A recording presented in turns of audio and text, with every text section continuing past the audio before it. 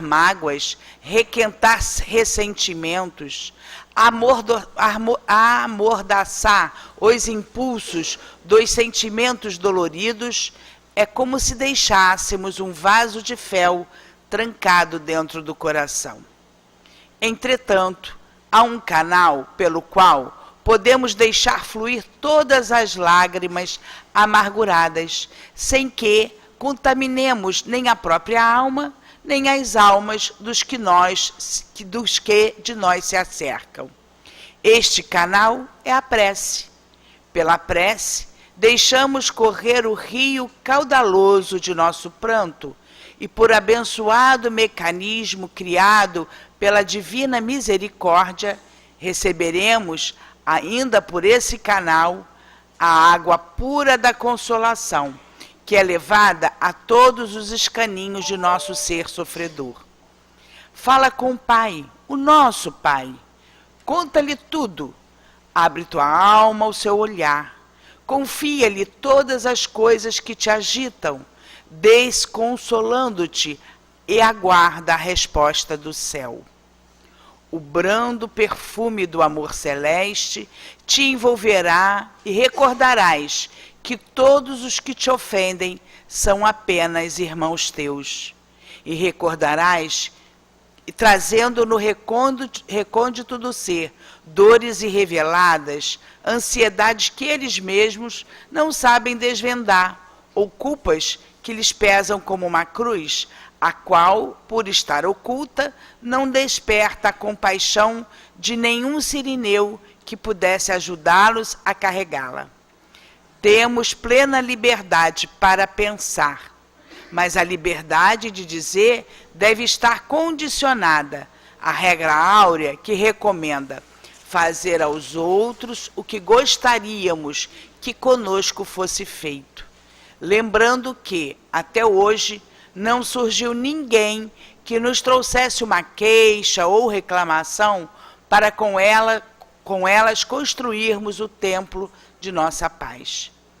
Esvazia, pois, os queixumes do teu coração no estuário luminoso do coração divino e segue trabalhando e servindo, amando e compreendendo. Aurélio.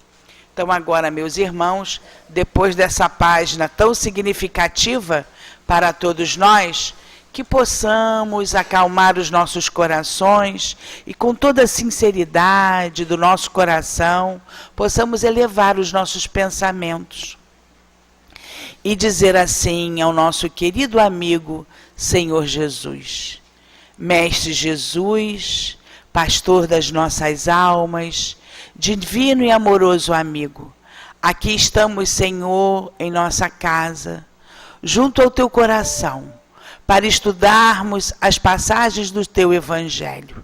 Abençoa-nos, Senhor, nesta noite, abençoando os nossos irmãos que farão uso da palavra, e que possamos juntos, Senhor, aprendermos contigo, a compreendermos melhor o teu Evangelho de amor.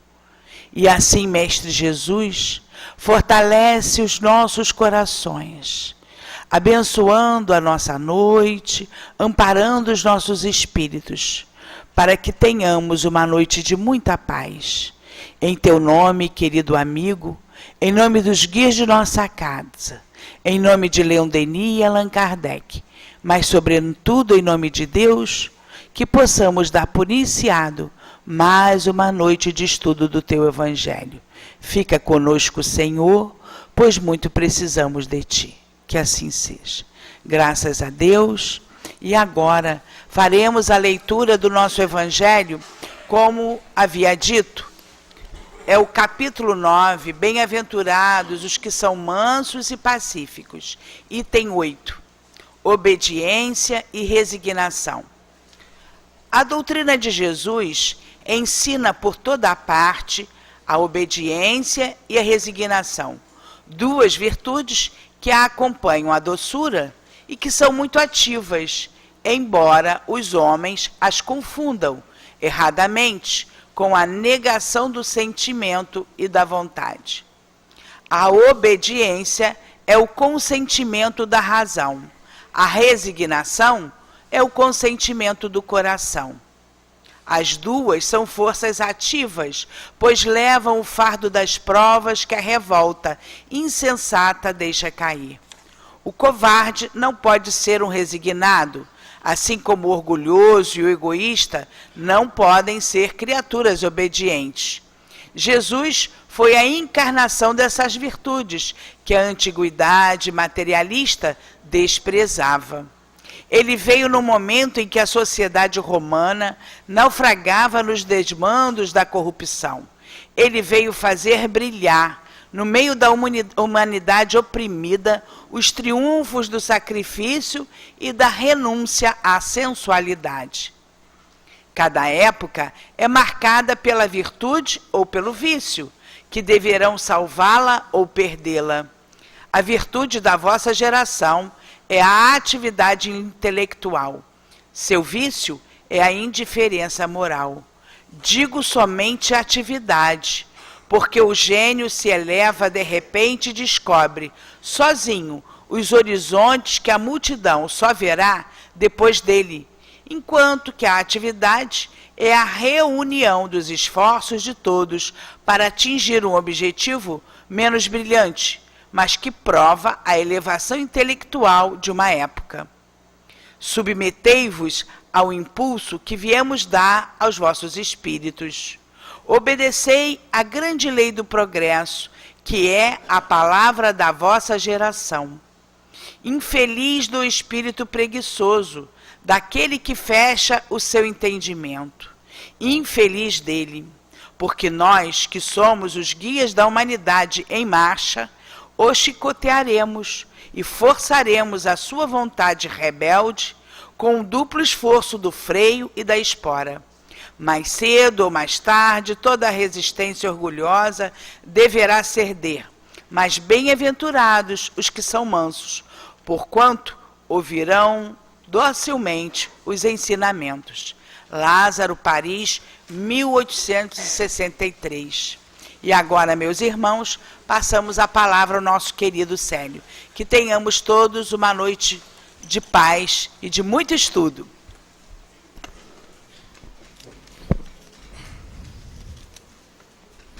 Boa noite a todos. Evangelho segundo o Espiritismo, sempre lembrando que esse livro, Kardec se preocupou em trazer para nós um manual prático. Ele diz logo no início do livro, abrindo a capinha, está ali, na primeira folha, que ele percebeu, entendeu com os espíritos a moral do Cristo, então não tem nada histórico, não houve essa preocupação de ficar defendendo determinados pontos obscuros para a história da humanidade, questões de relevância política, não, se pensou no entendimento do ensinamento moral de Jesus, e, amparado também pelos espíritos, Kardec foi organizando esse livro para que a gente pudesse ter um manual prático. Porque ele entende que esse manual prático, que é o Evangelho, ele tem que estar associado ao livro dos Espíritos, quando a gente fala das questões todas relacionadas à lei moral e todas as leis que a gente conhece, na terceira parte. Então, é importante ver a relação, porque a doutrina espírita é um projeto. Começa com o livro dos Espíritos, depois vai para o livro dos Médios, depois ela vai para o Evangelho, e vai na Gênesis, vai se organizando para poder chegar a ter uma coerência.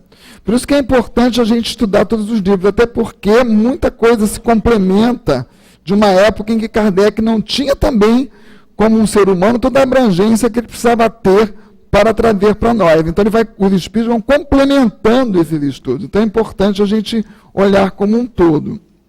Esse tema de hoje fala de obediência e resignação. Então ele dá uma conceitualiza bem o que é, né? Define o que é a obediência, o que é a resignação.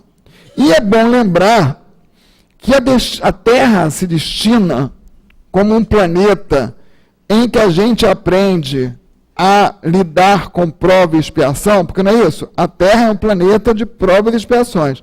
Quando a gente olha assim, e olha só esse rótulo, talvez a gente não perceba que esse planeta tem como seu grande objetivo nos ensinar a passar pelas provas e pelas expiações. Na verdade, esse é o objetivo. Não é para a gente vir para cá passar por provas e expiação para nada. É para a gente aprender. Então, é um curso super importante. E aí, se a gente está num curso para aprender a passar por provas e por expiações, significa que a gente não sabe reconhecer a lei divina como deveria. Senão, a gente não seria matriculado nesse curso. Então, quando a gente vem para cá, ele diz assim, olha, vocês vão aprender aí. E esse aprendizado precisa levar em conta duas sentenças muito importantes. Primeira sentença muito importante, com certeza, a mais importante de todas as sentenças. Aquela que nós temos que aplicar todos os esforços para compreender. Olhar para isso com muito critério, com muita visão, com muito entendimento. É amar a Deus acima de todas as coisas. Essa aí é uma nossa maior meta. E a segunda, que ele diz, que complementa a primeira, é amar ao próximo como a si mesmo. Nós vamos aprofundando os estudos e a gente observa que nós ouvimos na casa espírita, e se eu pedisse assim, levanta o dedo quem já ouviu isso, eu acho que a maioria de vocês levantaria, que a maior potência da alma é a vontade. Não é? Vocês todos já ouviram falar nisso. Mas a gente entende, sim, de que a alma, a vontade, só é potente quando a alma é potente. Porque, afinal de contas, a vontade, ela é um atributo da alma, ela não existe disponível no mercado externo. Né? Ela é uma construção. Então, se eu sou um espírito em início de carreira, no sentido de começar lá do mundo primitivo, eu tenho uma vontade apequenada, porque eu ainda não conheço tão bem a lei quanto deveria. Agora, eu tenho em mim, como espírito, ser inteligente no universo, todo o potencial para desenvolver o que eu preciso. Nenhum de nós nasce aqui carente de nenhuma das potências divinas que nos é dada como espírito, que deve chegar num objetivo maior, que é amar a Deus acima de todas as coisas. E veja, se Jesus diz que nós precisávamos disso, amar a Deus acima de todas as coisas e ao próximo como a nós mesmos, significava que nós temos potencial para isso. Senão ele não jogaria esse desafio para nós. Não teria essa proposta. Porque como é que eu vou falar para pessoas que não têm essa capacidade, que eles precisam chegar a isso? E ele já havia chegado. Tanto que ele diz, eu e o Pai somos um só, no sentido de que ele entende perfeitamente a vontade divina. Então, esse entendimento perfeito da vontade divina significa amar a Deus acima de todas as coisas. Faz sentido? Então, nós, quando falamos em alma, em potência da alma, ela só vai se tornar potente conforme nós vamos evoluindo. A palavra livre-arbítrio, que é a escolha, muitas pessoas dizem que essas pessoas são pessoas relevantes. Por exemplo, Santo Agostinho, que foi o primeiro filósofo que trabalhou o livre-arbítrio como sendo algo de utilidade para o progresso moral da alma. A primeira vez que se falou em livre-arbítrio. E depois nós vimos, mais tarde, vem o Descartes e também fala sobre isso. E eles entendem que vontade e liberdade é a mesma coisa, ou seja, vontade e livre-arbítrio é a mesma coisa. Porque eu preciso da vontade para decidir. E aí um coloca pecado como sendo a decisão que é equivocada com relação à lei. Chama de pecado. Quem chama de pecado? Santo Agostinho, porque ele era religioso, de uma vertente filosófica religiosa. E o Descartes, por ser um filósofo, né, invento neutro, ele chama de erro. Então, duas, né, palavras. Então. E eles diziam o seguinte, olha que coisa interessante, os dois chegaram à mesma conclusão, que a partir do momento que Deus nos deu a vontade, portanto, a liberdade da escolha, ele está isento de responsabilidade sobre nós. Faz sentido? Então ele diz assim, olha, eu dei a vocês uma coisa chamada vontade. E essa vontade dá a vocês a liberdade de escolha. Portanto, a partir desse momento, eu não sou responsável por vocês. Aí acontece o seguinte, mas como que eu vou me guiar? Eu preciso de ter um guia. Que guia? A lei divina. Que está no âmbito das leis da ciência, das leis naturais, e está no âmbito da lei moral. Se eu não consigo respeitar a natureza, no sentido de entender a natureza como a parte material que a lei acoberta, que a lei rege, eu estou deixando de amar a Deus. Se eu não consigo lidar bem com a lei na questão moral, na relação com o meu semelhante, eu também estou deixando de amar a Deus. Porque a lei é ampla, está envolvendo tudo. Então, o que acontece? Ele tinha que dizer isso. E aí, como que ele diz isso? Como eu entendo isso? Ele diz o seguinte, a lei age assim. Todas as vezes que você faz algo em conformidade com a lei, você se sente feliz. E essa felicidade é pessoal, não é íntima, particular. Porque eu dou na medida do meu possível, certo? Mas eu dei o melhor de mim e fiz de acordo com a lei dentro dos meus limites de ação. O que eu sinto? Conforto, bem-estar, alegria. Me sinto pleno, durmo bem, né? Tenho saúde, tenho tranquilidade, tenho paz. Quando eu ajo em Deus, como resposta, o contrário. Eu tenho ansiedade, eu tenho aflição, eu tenho medo, eu tenho dor moral, eu tenho dor física, eu tenho doença.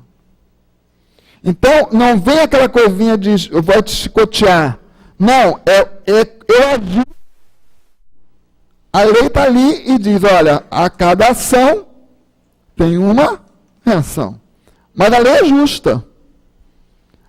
A ação boa tem uma reação boa. A ação equivocada tem uma ação também de desconforto. Como a lei sabe que nós somos perfectíveis, porque foi dado a gente uma grande meta de amar a Deus acima de todas as coisas, e ao próximo a nós mesmos, então nós temos condições de chegar. A lei, quando nos traz um desconforto, porque agimos em desacordo com ela, ela está querendo nos ensinar a voltar a agir em conformidade.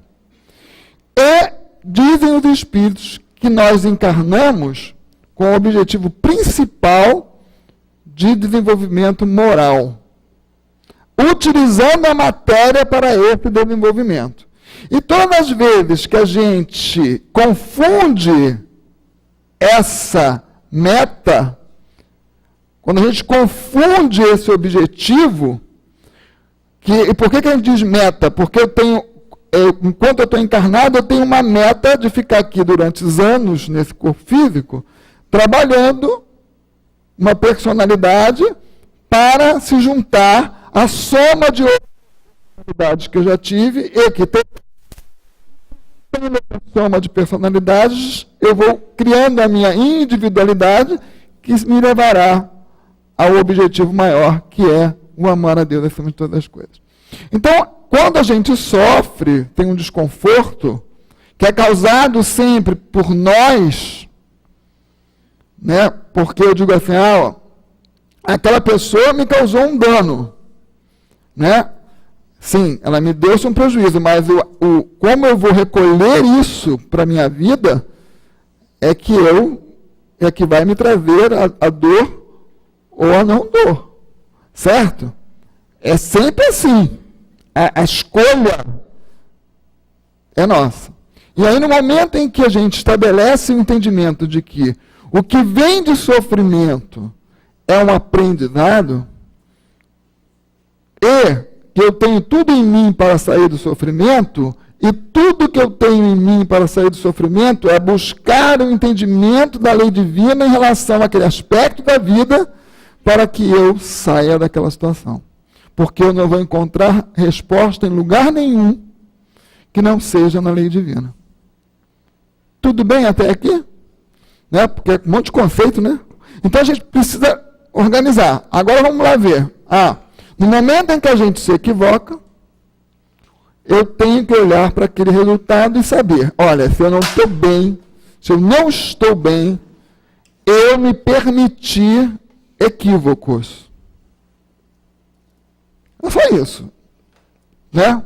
Aí olha e diz, bom, eu preciso entender uma coisa. E aí entra o nosso aspecto de hoje. Se eu não conseguir entender Deus com a amplitude que Ele deve ter na minha vida, eu jamais serei resignado. Porque eu não vou obedecer aquilo que veio para mim decorrente da minha atitude equivocada. E que vem para me ajudar a aprender a ser melhor. Então, na hora em que aquele desconforto chegou, e eu olhei para ele assim, isso aqui está trazendo para mim, para eu aprender a ser melhor. Então, eu vou naturalmente ser resignado, a minha razão vai entender. Vamos dar um exemplo para a gente perceber isso. O médico chega para a gente e diz assim, olha, a partir de hoje, dado a sua doença, ao que você adquiriu, com algumas intemperanças que você, trabalhou na sua vida, você não poderá mais correr. Fazer o exercício físico da corrida. A partir de hoje, você só poderá caminhar.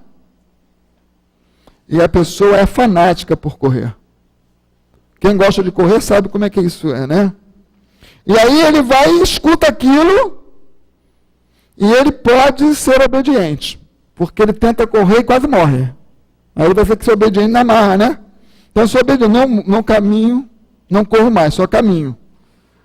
Mas todas as vezes que ele vai caminhar na beira da praia, no Maracanã, na Quinta da Boa Vista, na Vila Militar, e que passa alguém correndo, ele fala, desgraça de vida. Eu sou um desgraçado. Como é que isso pode... Aí ele não foi o quê? Resignado. Porque muita gente confunde a resignação como impotência, como a falta de vontade para resolver alguma coisa. Aquela coisa, deixa para lá. Não é isso. A resignação é uma aceitação do coração. Quando a gente fala coração, a gente fala alma. Sabe porque o coração é um órgão físico que não pensa, Ele é músculo. Na verdade, quando nós estamos falando de coração, aí que a figura é alma. A alma percebeu. A alma só percebe as coisas quando se reporta ao amor divino. É amar a Deus acima de todas as coisas.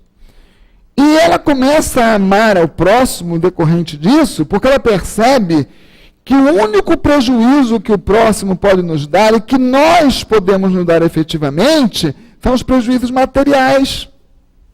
Então, na hora que ela que nós temos perdas, e que são perdas materiais, elas nos magoam, mas a gente precisa entender rapidamente que tem algum aprendizado naquilo. E aí, então, a gente muda a forma. Aquela pessoa que ela tinha um carro muito bom, teve que vender o carro bom e comprou um carro menos bom. Todas as vezes que ela para do lado do sinal de um carro bom, ela lembra que ela podia ter um carro melhor e fica chorando por dentro porque eu não tenho mais daquele carro. Eu estou amplamente sem resignação. E eu vivo o quê? Sofrendo porque eu estou projetando uma situação irreal, quando eu deveria tentar ser feliz dentro daquele carrinho que me deu, que a vida pôde me trazer. Quando eu digo a vida pôde me trazer, aquilo que eu pude construir dentro das minhas certezas e das minhas incertezas, fruto de mim mesmo. Certo? E isso, então, vai nos dando uma forma de aprendizado. Olhar para nós e perguntarmos, agora por que eu preciso de ser resignado? Como a gente vê aqui, né, pessoas que estão muito, hoje está muito corrente isso, não está? Dizer o seguinte, né, eu detesto o Brasil. Eu moro no Brasil, nasci aqui, né? Estou aqui, vivendo aqui, respirando aqui, e aí eu detesto esse país, eu quero ir embora, porque a pessoa está desesperançada, né? Está sem perspectivas. Mas é diferente de eu pensar assim, poxa, eu amo o Brasil, eu gostaria de ficar aqui, mas tá difícil, eu tenho que pensar em outras possibilidades. É diferente. Quando a gente fala que a gente detesta alguma coisa, a gente tem que olhar que relação eu estou tendo com essa coisa. Porque o sentimento é nosso. Então, a mesma coisa com relação ao próximo. A gente vai ficar o tempo todo interagindo uns com os outros. E aí, o que os espíritos nos falam? Que a gente só é infeliz, e aí só vai precisar de resignação e de obediência, não é? Quando a gente se afasta da lei.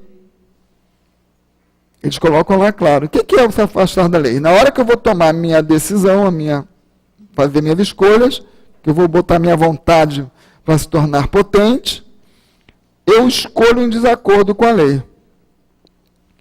Então, eu tenho que fazer uma opção entre perdoar e não perdoar. Aquilo se apresenta para mim. Aí eu vou olhar e dizer assim, que decisão eu tomo? Que Deus espera de mim? E é interessante, quando a gente pensa assim, eu não vou perdoar. Olha como que isso fica pequenininho quando eu penso no Célio dizendo isso. Não é pequenininho? O Célio disse que não vai perdoar. Como é que a gente pode fazer para dar uma qualificação maior à nossa escolha? Na hora que eu penso assim, eu não vou perdoar, e para eu ter certeza que a minha escolha é boa, eu generalizo para a humanidade. Se toda a humanidade não perdoasse, que mundo nós viveríamos? Não muda? Então, dá outra dimensão. Eu vou roubar. Eu vou me corromper. Quando eu estou pequenininho lá na escola da Valéria, né? A Valéria não sabe de nada, estou ali me corrompendo, ali, pequenininho. Aí eu vou e pergunto, eu vou tomar essa atitude, mas se todo mundo corromper, como é que fica o mundo? Aí eu começo a pensar na atitude que a gente poucas vezes faz. Como que uma atitude individual gera uma cadeia de sofrimento quando ela é em desacordo com a vontade divina. Percebe? E quantas vezes... E a gente às vezes faz a escolha. Insiste. E Deus permite. E isso é uma situação muito grave, filosoficamente muito grave. Porque tem muita gente que diz, Deus não existe, eu não acredito em Deus. Porque Deus não pode deixar isso. Isso é um descontrole. Né? Aí você vê que reportamos lá o Santo Agostinho e o Descartes. Deus está sem ser responsável por nós desde o momento que deu o livre-arbítrio, fazer a escolha. Mas ele é responsável total no sentido que ele tem uma lei. E essa lei está escrita na nossa consciência. Tanto que ninguém precisa nos julgar. Você pode, se você chegar num lugar que está todo mundo te considerando uma pessoa maravilhosa, e você sabe que você não é, aquilo vem, mas não entra. Porque a gente sabe que a gente não está E quando a gente está considerando uma pessoa ruim e a gente é bom,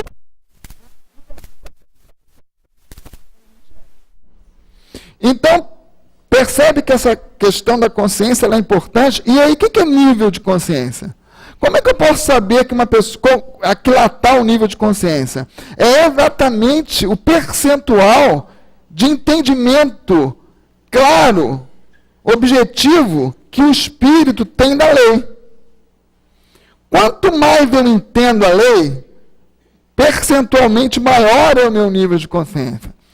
E mais liberdade eu tenho. Por quê? Quanto mais eu sei, então eu faço escolhas melhores e, portanto, fazendo escolhas melhores, eu vou ser mais livre. Por isso que muita gente, assim, investir na moralidade, investir na espiritualidade, investir na intelectualidade, procurar fazer o bem ao próximo, procurar se aproximar da vontade divina, e a gente pode falar da vontade da lei, da natureza, do poder superior, do que a gente queira falar, para não ficar tão ligado a essa questão. Quanto mais a gente vai caminhando por esse aspecto, a gente vai se tornando mais livre, porque nós vamos acertando mais, vamos vendo cada vez mais em acordo com a lei. E aí a gente vai fazendo esse treinamento, a hora que você está num determinado momento em que você vai agredir ou não, aí você para pensar, se todo mundo agredisse, como é que esse mundo seria? Porque às vezes a minha agressão fica ali restritazinha, mas ela é um impulsionador dessa atitude. Então, buscar essa vivência de maneira objetiva, de maneira prática, então nós vamos conseguindo entender. Agora, aquela pessoa que tem um nível de consciência elevado, vamos comparar, Chico Xavier, nível de consciência, qual o percentual? Não sei, né? Vai de 0 a 100%? Não sei, a gente vai só dar um exemplo. Compara o nível de consciência desse espírito e compara o nível de consciência, por exemplo, vamos botar aqui um exemplo, né, que a gente traz bem uma coisa forte. Então a gente vai, quem entende melhor a lei divina? Né, o Chico Xavier investiu. Hitler é incapaz de entender essa lei? Não. Temporariamente, naquela personalidade, a somatória das experiências como espírito, como individualidade, o levaram a um grande equívoco. Não é? Então, ele, temporariamente, não conseguiu entender. O que decorreu daquela escolha? O espírito de Hitler ficou o quê? Atormentado. E aí desencarna atormentado. Vai para onde? É outro entendimento importante sobre Deus. Vai para o inferno? Vai para o nada? Não é? Para o céu não, né? Porque a gente não pensaria nisso. Mas olha o que a doutrina espírita diz. Ele vai para o encontro de si mesmo. Para o encontro de uma coisa que é hiper importante na nossa relação com o Pai. Para a gente amar a Deus, começar esse exercício. Ele nos julga pelas nossas intenções. Então ali, quando nós chegamos no plano espiritual, nós vamos olhar para nós mesmos, vamos ver as intenções. E aí então ele vai olhar e perceber qual foi, em que momento, quando e como os meus instintos se deturparam a tal ponto que o poder me consumiu e eu me desarticulei de Deus. E olha, e você fala de um Hitler, com aquele poder, com aquela máquina, né, toda atuando daquela maneira lá na Alemanha, mas o poder do instinto deturpado, de um instinto detonado, ele causa o mesmo estrago no espírito que trabalha na costurinha da malé. A única diferença é a amplitude. Mas ela vai causar o mesmo problema. Entendem? Que é nosso nível de ação. Então, no momento em que a gente... Agora vamos olhar o Chico. O Chico veio numa encarnação desafiadora. Por isso que a gente está falando isso. Por quê? Porque apesar da gente procurar, dentro de cada nível de consciência, buscar o aprendizado de amar a Deus acima de todas as coisas, o que o Chico fez, ele passou por muita prova. Né? Por muitas expiações também, mas muitas provas, vamos traçar sempre como prova. A prova de pessoas querendo incriminá-lo, querendo chamá-lo de charlatão, de aproveitador, não é? Pessoas, enfim, todo um processo que ele vivenciou. Mas ele tinha um entendimento. Ele foi aprendendo. Aí o que levou? Quando ele desencarnou, o que ele tinha? O que ele trouxe para a vida dele? Paz. Diferente do outro. Paz. E aí, quando a gente lembra de Jesus, ele diz assim, Jesus não diz assim, olha, eu vos deixarei a minha túnica, eu vos deixarei o túmulo, eu vos deixarei o sudário, não, Jesus fala assim, eu vos deixarei a minha paz. Mas por que Jesus disse? Ele vai transferir a paz dele para mim? Vai transferir a paz dele para ela? Não. Ele só vai dizer o seguinte, olha, eu dei a vocês tudo que vocês precisam para chegar nela. Porque foi o grande aprendizado. Ele veio para dizer, olha, é isso. Se vocês conseguirem, vocês vão conseguir naturalmente ser resignados e naturalmente serem obedientes. E a obediência é primeiro, né? Ela vem primeiro, a razão precisa aceitar. Agora vocês imaginem, como é que eu vou realmente ser caridoso se eu não amar a Deus acima de todas as coisas? Aí quando eu falo caridade, não é impulso generoso. É de pegar isso aqui, pegar um café que está aqui, dar para quem está precisando do café, dar uma água, dar um agasalho na hora que teve uma chuva forte no Rio, que caiu o prédio ali em Jacarepaguá. Isso é um impulso generoso. Isso muita gente faz. A gente está falando de ser caridoso. Como é que eu vou ter boa vontade para todas as pessoas se eu não vejo nas pessoas um ser divino? Eu vou ter boa vontade com alguém que eu não acredito que ela tenha potencial para sair daquilo? Porque é o que a gente vê aí. As pessoas pensam que aquela pessoa que delinque, que hoje está pagando a pena na penitenciária, ela não é capaz de sair daquilo e, portanto, não tem investimento. Ninguém se preocupa. Não é? A gente não qualifica bem numa escola, pelo menos eu estou falando da realidade brasileira, que não é a realidade do mundo, graças a Deus, né? Mas a gente vê que é esse desacreditar, ter boa vontade para com todas as pessoas, porque são seres divinos. Olha só, muda. Será que eu consigo ser indulgente com os outros se eu não amar a Deus acima de todas as coisas? Que vai valer a pena eu valorizar o que tem de melhor no outro e evitar, comentar, reforçar, divulgar o que ele tem de ruim? Se eu não acreditar que ele é um ser divino? Se eu não acreditar numa vida futura?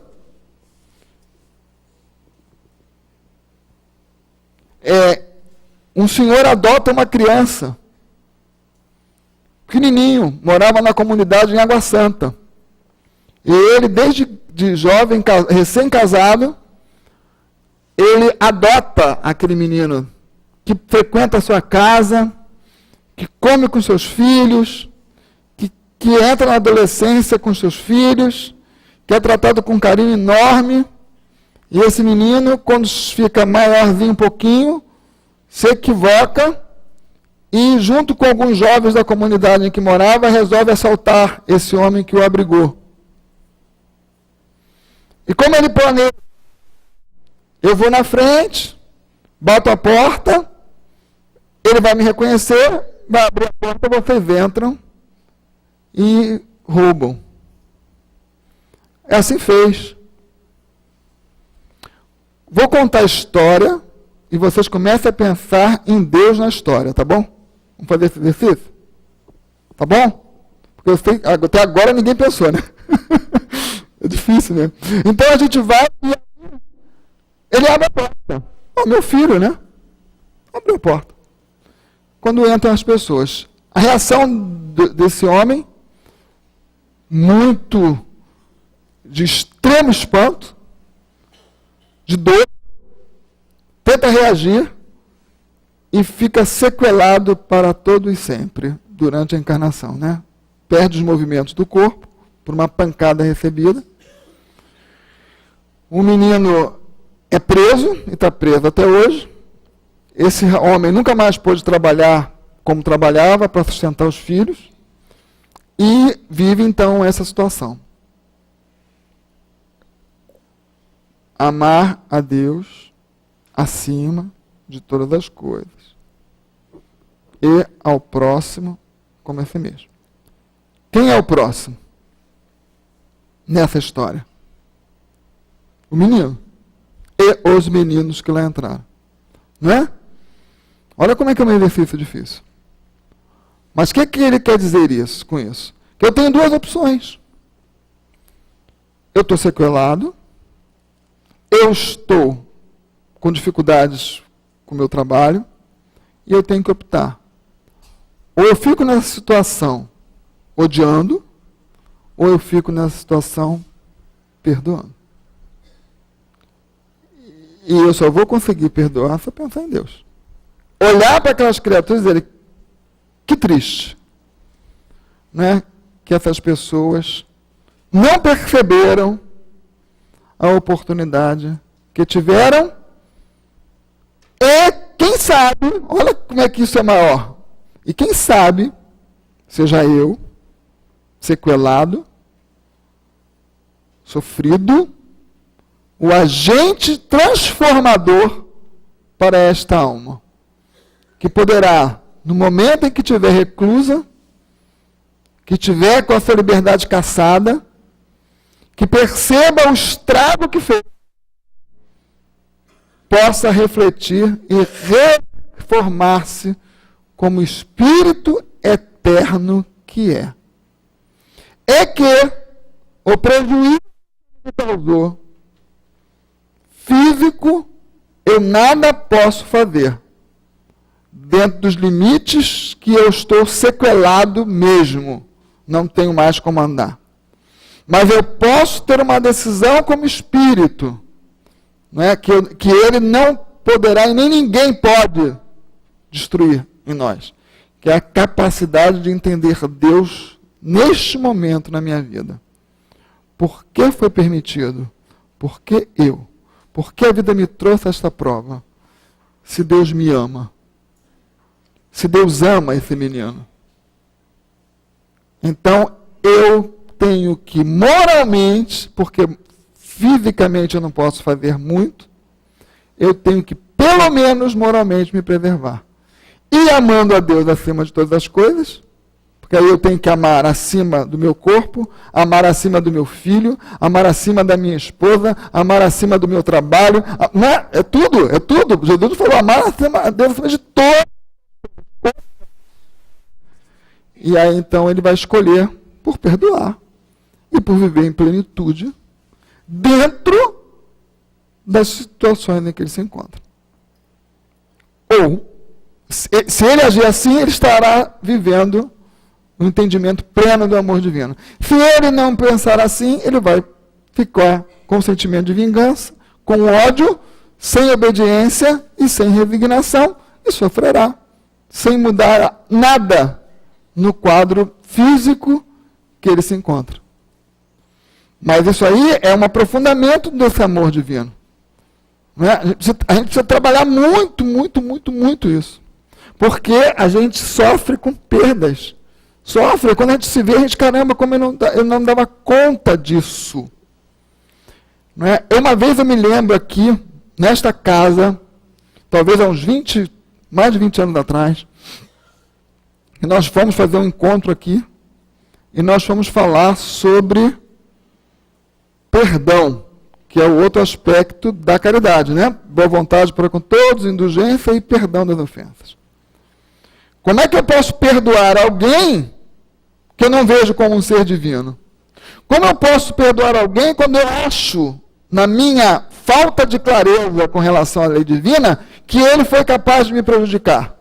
Quando ninguém é capaz de nos prejudicar. Como espíritos, nós somos prejudicados materialmente, mas como espíritos não. Não somos, porque isso aí nós é que deixamos. Essa decisão de se prejudicar-se espiritualmente é nossa.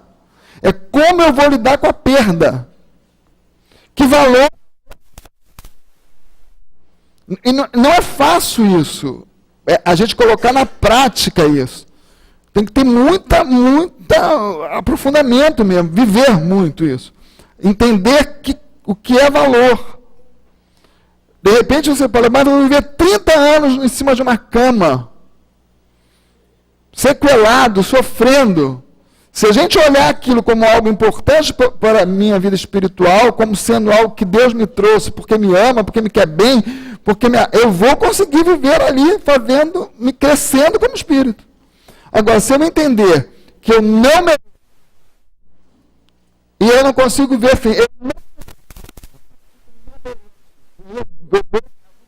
encontro e eu percebo que eu estou bem à beça. Semana passada eu saía do prédio em que eu trabalho. É um prédio reformado, onde antigamente era a antiga sede da Sul América de Seguros, ali no centro da cidade. O prédio foi todo reformado, né? Então, um prédio inteligente, aquelas coisas todas que a gente tem lá. E eu entrei no elevador para almoçar. Quando eu entrei no elevador, eu senti um cheiro de carne podre. E eu olhei, tinha uma senhorinha numa cadeira de rodas. Da cabeça aos pés, pústulas por toda a pele. O cheiro vinha dela.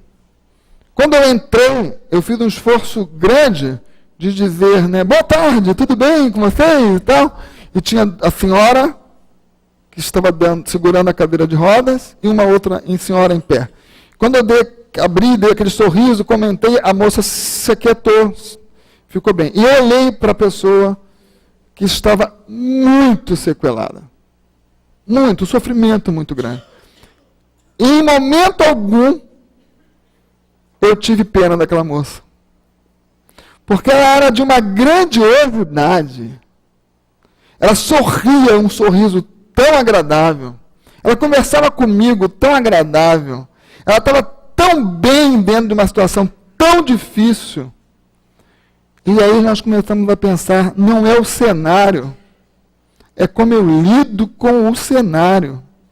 É a energia que eu coloco naquele cenário. Deve ser doloroso demais, porque era ferida da cabeça aos pés. Então imagina você cheirar mal, mas ela estava ali.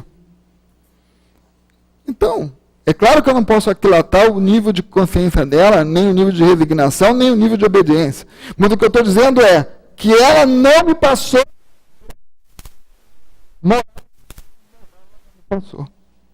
Então, nossa Senhora,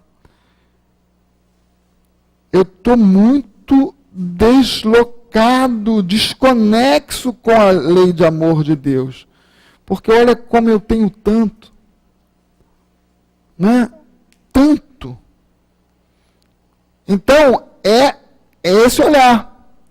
E os espíritos dizem, quando a gente aparentemente tem menos, é o momento em que a gente tem mais.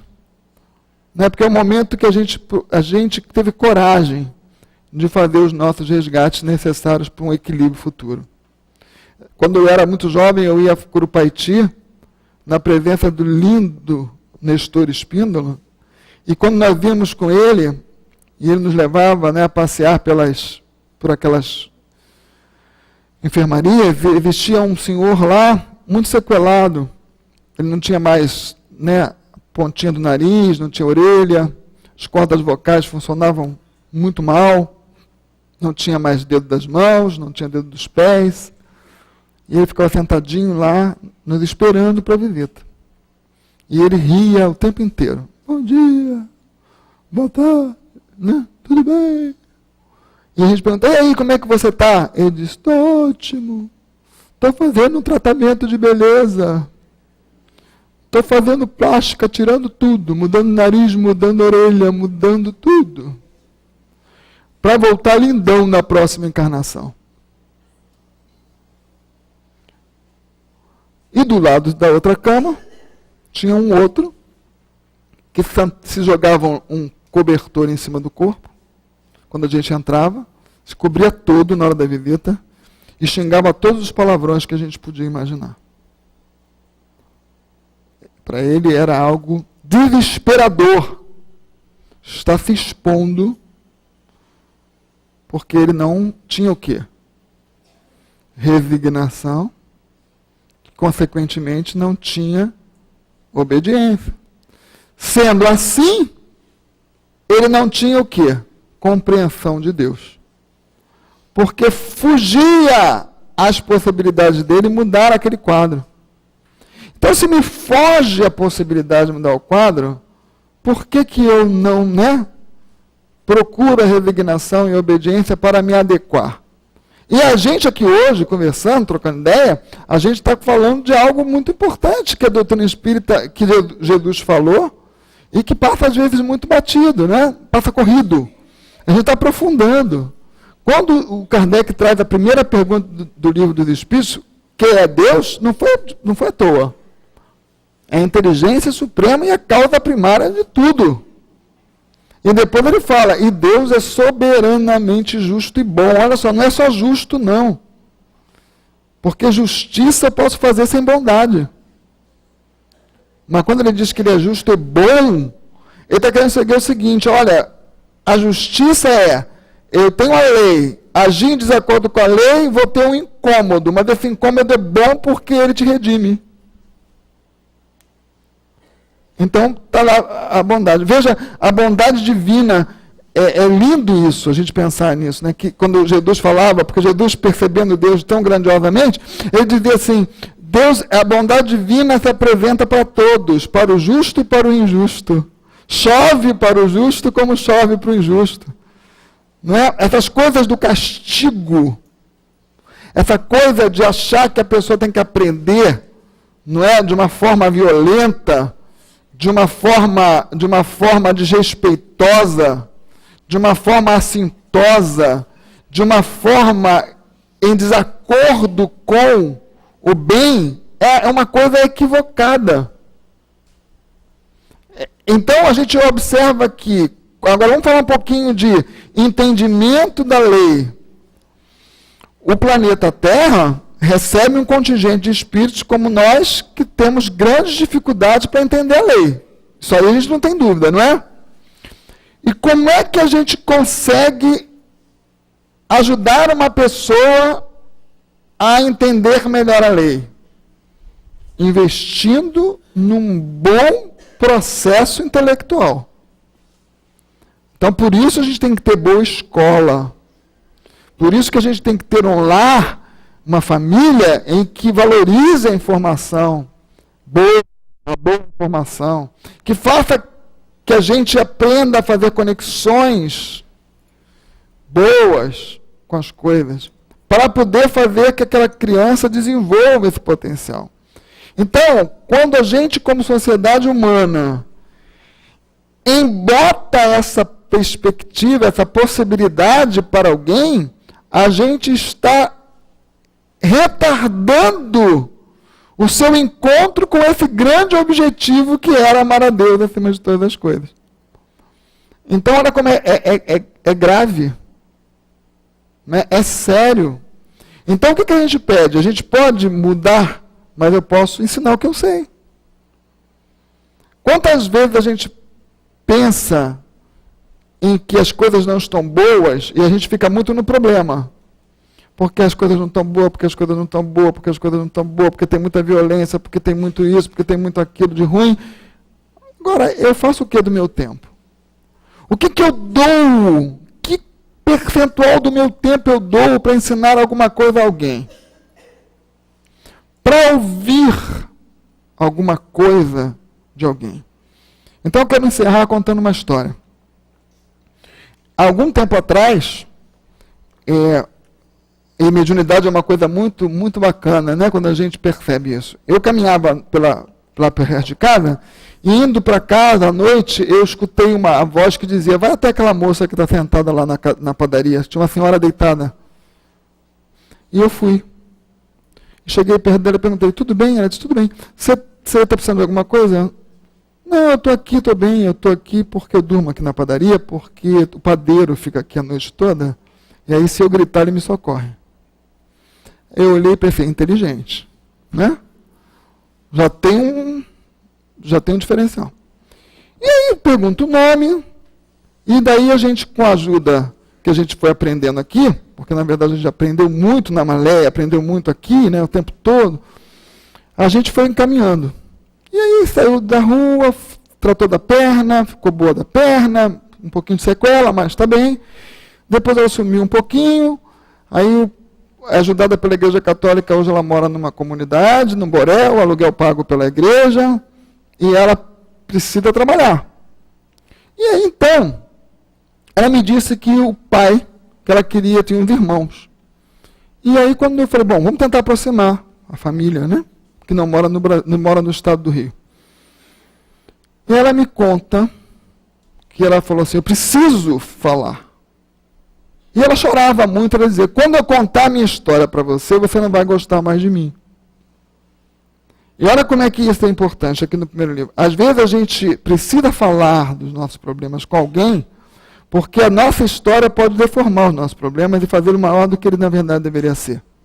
E aí então, a gente disse assim para ela: olha, eu vou chegar 1 hora mais cedo lá no meu trabalho do espírita para conversar contigo. Você chega mais cedo, 1 hora para a gente conversar. E aí ela foi. E quando nós começamos a conversar com ela, ela disse para mim: eu quero contar uma coisa para você. Eu fui abusada sexualmente pelo meu irmão. Né? E esse irmão que eu queria aproximar. E aí você olha e escuta aquela história toda, e a gente tem que trabalhar aquele coração, aquela alma. Quando a gente fala coração, é sempre alma, né? Trabalhar aquela alma para que ela possa ver Deus nessa situação. Vai demorar um pouquinho, não vai? Mas aí eu quero só terminar com isso. Feliz de nós que temos uma casa assim para levar alguém. Como eu tenho lá, né, perto da minha casa também para levar alguém. Porque eu disse: você vai na casa espírita? E ela disse: vou. E ela está indo às reuniões, cheia de amigos. Né? Pessoas que a abraçam, que querem bem, que foram na escola do filho dela para saber como o filho dela estava. Né? Que estão começando a procurar trabalho para ela. Se vocês souberem alguém que precisa de trabalhador, fala para mim que eu já tenho quem. Tá? E ela está ali. E a gente às vezes não se dá conta de agradecer por ter uma referência de um lugar bom para receber alguém que sofre. Como um dia ele nos recebeu. Né? E nós somos tão gratos por isso. Então agradecer ao querido Kardec, ao querido Altivo, né, que se movimenta. Às vezes eu penso no Altivo e digo: gente, caramba, todas as vezes que eu penso em ajudar alguém, eu lembro que aqui tem um polo. Aqui tem algum trabalho que eu posso recorrer. Quem criou? Ele deu a ideia. E a gente se juntou, né, e manteve. Então é isso. Que a gente possa pensar muito nisso. E aí que a resignação e a obediência cheguem naturalmente até nós, todas as vezes que a gente olhar para a vida e dizer assim: apesar de eu estar achando que está todo mundo confuso, Deus está aqui. E Ele me ama. Ele é justo, Ele é bom. Então, dentro dessa caixinha de problemas, tem a chavinha guardada ali para eu sair dele. Né? Mas eu preciso procurar. E o primeiro passo é ser resignado. Porque se eu for rebelde, eu não enxergo a chave. Por mais que ela esteja ali, eu não vejo. que a minha rebeldia não me permite ver. Então, que Deus nos ajude a encontrar essa chave em todas as nossas dificuldades. Que pena, né? Que o relógio ponteiro anda. Agradecemos muito ao nosso querido Célio. Com certeza nós vamos levar bastante material para casa para refletirmos. Agora passaremos ao segundo momento, que é o momento dos passes. A nossa querida Laide fará o comentário do livro Fonte Viva, a lição 59, Palavras da Vida Eterna. Simão Pedro escreve: Tu tens a palavra da vida eterna. João, capítulo 6. E nos diz Emmanuel: rodeiam-te as palavras em todas as fases da luta, em todos os ângulos do caminho. Frases respeitáveis que se referem aos teus deveres. Verbo amigo trazido por dedicações que te reanimam e consolam. Opiniões acerca de assuntos que te não dizem respeito. Sugestões de variadas origens. Preleções vazias. Discursos vazios que os teus ouvidos lançam ao vento. Palavras faladas, palavras escritas. Dentre as expressões verbalistas articuladas ou silenciosas, junto das quais a tua mente se desenvolve, encontrarás, porém, as palavras da vida eterna. Guarda teu coração à escuta. Nascem do amor insondável do Cristo, como a água pura do seio imenso da terra. Muitas vezes te mantens despercebido e não lhes assinalas o aviso, o cântico, a lição e a beleza. Vigia no mundo isolado de ti mesmo, para que lhe não percas o sabor e a claridade. Exortam-te a considerar a grandeza de Deus e a viver de conformidade com as suas leis. Referem-se ao planeta como nosso lar e à humanidade como a nossa família. Revelam no amor o laço que nos une a todos. Indicam no trabalho o nosso roteiro de evolução e aperfeiçoamento. Descerram os horizontes divinos da vida e ensinam-nos a levantar os olhos para o mais alto e para o mais além. Palavras, palavras, palavras. Esquece aquelas que te incitam à inutilidade. Aproveita quantas te mostram as obrigações justas e te ensinam a engrandecer a existência. Mas não ouvides as frases que te acordam para a luz e para o bem. Elas podem penetrar o nosso coração por meio de um amigo, de uma carta, de uma página ou de um livro. Mas, no fundo, procedem sempre de Jesus, o divino amigo das criaturas. Retém contigo as palavras da vida eterna, porque são as santificadoras do Espírito, na experiência de cada dia. E, sobretudo, o nosso seguro apoio mental nas horas difíceis das grandes renovações. Então, nós convidamos neste momento os nossos queridos amigos e irmãos médios, que se deslocarão lentamente, e nós outros, principalmente aqueles que nos acompanham pela internet, vamos elevando os nossos pensamentos e sentimentos, depois de tudo que nós ouvimos, das palavras queridas do nosso querido Célio, das palavras que Emmanuel nos trouxe para meditarmos. Asserenemos os nossos corações, procuremos fortalecer os nossos sentimentos, procuremos elevar os nossos pensamentos para que sintamos as benesses do mundo maior. Os amigos espirituais aqui estão, os nossos guias, os nossos amigos protetores estão aqui a nos oferecer o apoio, a nos despertar para os valores eternos, que são os valores de Deus, o amor do nosso Pai. Então, que possamos juntos agradecermos pela oportunidade bendita que o Senhor Jesus nos oferece na noite de hoje e que possamos dizer assim: Mestre Jesus, divino amigo de nossas almas, Tu que nos ouve nesse momento, Senhor, escuta a nossa prece. Abençoa, Senhor, este momento sublime em que receberemos, através das mãos amigas dos nossos irmãos, as bênçãos de paz, de refazimento e de fortalecimento para os nossos espíritos. Portanto, te pedimos, Senhor, abençoa o nosso momento, o momento dos passes. Graças a Deus, que assim seja.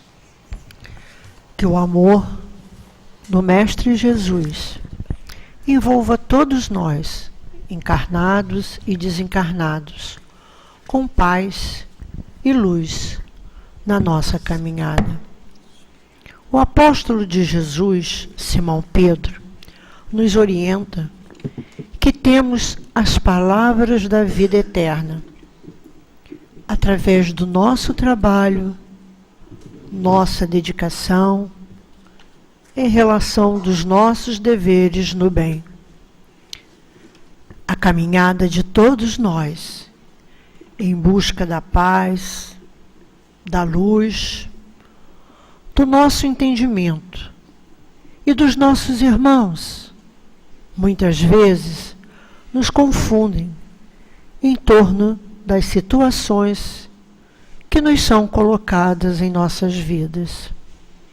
Mas também é justo considerarmos a nossa necessidade individual, fazer por onde brilhar a nossa própria luz, como nos disse o Mestre Jesus, para uma vida justa, dedicada em uma nova e salutar ideia de progresso e justiça, voltado aos nossos irmãos, que, como nós, buscam melhores dias. Que sejamos dignos de receber a luz do Senhor Jesus e que tenhamos ouvidos de ouvir e possamos compreender nos nossos irmãos que estão em dificuldades, mas que buscam dias melhores. Que tenhamos força para os mais sofridos, que cruzam nossos caminhos, mas não esqueçamos de pedir ao Mestre Jesus que nos ampare e nos dê ânimo para superar os nossos desafios e que redobraremos toda a nossa fé no sentido de um mundo melhor. Emmanuel comenta na lição de hoje que tenhamos cuidados em relação aos nossos deveres, opiniões, sugestões, discursos vagos, que na realidade não nos levará ao objetivo que é o nosso crescimento através do trabalho no bem, onde encontraremos as palavras da vida eterna.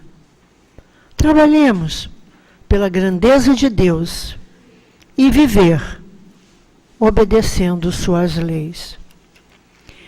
Esqueçamos tudo aquilo que nos leva a coisas inúteis. Lutemos para o engrandecimento da nossa existência, que nos acordam para a luz e para o bem. Sabemos que muitas vezes é através de um amigo, um livro, uma carta, que ouvimos a palavra certa que penetra no nosso coração e que, na realidade, sempre chega através de Jesus, o divino amigo das criaturas. Que fique contigo as palavras da vida eterna, porque são as santificadas do Espírito, na experiência de cada dia e, sobretudo, o nosso seguro apoio mental nas horas difíceis das grandes revelações. Meus irmãos, acredite na força do amor e vença a si mesmo em busca de Jesus. Contudo, arma-te de fé e de coragem, e buscando em Jesus a inspiração e o apoio, não permitas que teus pés errem o caminho do bem. Lembremos que o trabalho dignifica, o perdão alivia, a caridade aproxima, a paz harmoniza, o amor essencial, a fé encoraja. Que Jesus nos abençoe, hoje, agora e sempre. Graças a Deus. E agora, meus irmãos, ouviremos a palavra do plano espiritual. Que possamos juntos vibrarmos pelo nosso irmão médio. Prezados irmãos, a humanidade cristã tem sido atraída por Jesus para reconhecer a paternidade divina. Cada um de nós, nas múltiplas reencarnações, temos visto, sentido, percebido facetas diferentes desse todo que Jesus veio nos ensinar. Jesus, o profeta, Jesus, o milagroso, Jesus, o educador, Jesus, o consolador. Para os cientistas, para os religiosos, para aqueles que estudam a vida e a obra de Jesus, ficam analisando do ponto de vista fatos, situações com as quais possam comprovar a presença de Jesus na face da terra. Para os que estão a sofrer, buscam de Jesus a cura, os milagres. Muitos outros tentam absorver aqui e ali os seus ensinamentos, e muitos se deixam perder-se no tempo e no espaço, porque dizem ser difícil a compreensão de tantas parábolas para que eles possam definitivamente modificar. Mas à medida em que as encarnações se processam, a razão é preenchida.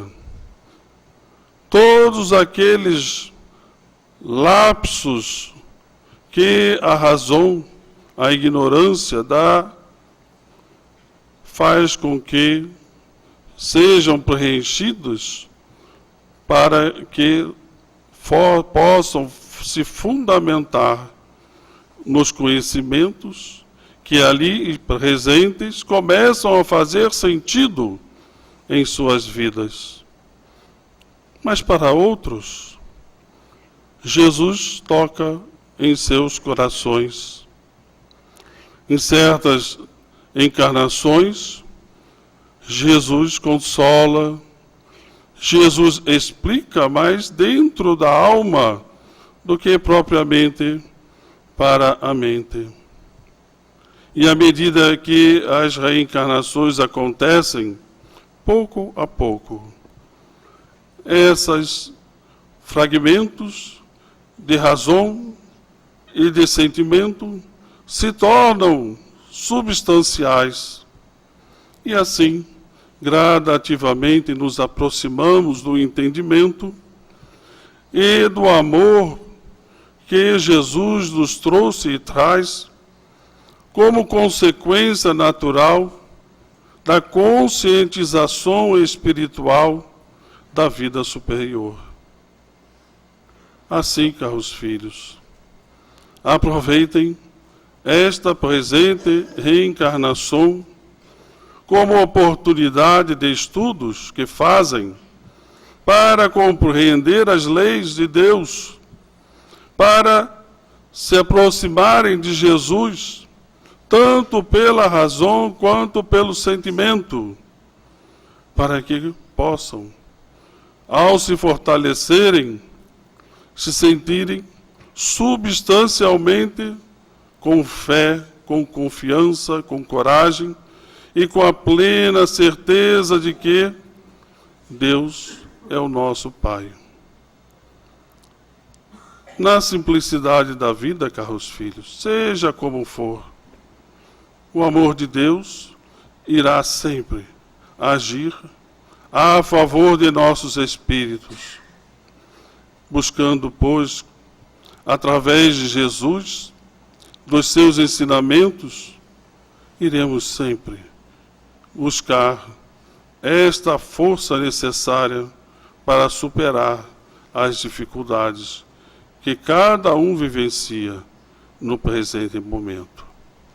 Que Deus, Jesus, que a doutrina dos Espíritos aqui trazida para o entendimento de cada um de vocês, que os passes e as energias possam repor as suas forças, mas, principalmente, que cada um de vocês tenham fé suficiente para não só agradecer a Deus por tudo isso, mas também pedir a este Pai generoso que sustente, ampare cada vez mais as suas vidas. Um abraço do Herman e que Deus ampare e fortaleça a cada um de vocês. E assim, meus irmãos, só nos resta agradecer. Agradecemos, Senhor Jesus, essa noite de estudos, de pacificação, essa noite de esclarecimento para os nossos espíritos. E rogamos a Ti, Senhor, que Tu possa estar conosco, envolvendo os nossos pensamentos e sentimentos de volta aos nossos pontos de origem. Abençoa todos os irmãos desencarnados que aqui também estiveram e os nossos irmãos que nos acompanharam pela internet. E que possamos, Senhor, sempre juntos, acompanharmos o Teu Evangelho em nossos lugares de origem. Fica conosco, Senhor, agora e sempre. Em nome do Teu amor, em nome de Allan Kardec, de Leon Denis, mas, sobretudo, em nome de Deus, nosso Pai, de amor e bondade, possamos dar por encerrado mais uma noite de estudo do Teu Evangelho. Fica conosco, Senhor. Graças a Deus, graças a Jesus. Sigamos em paz.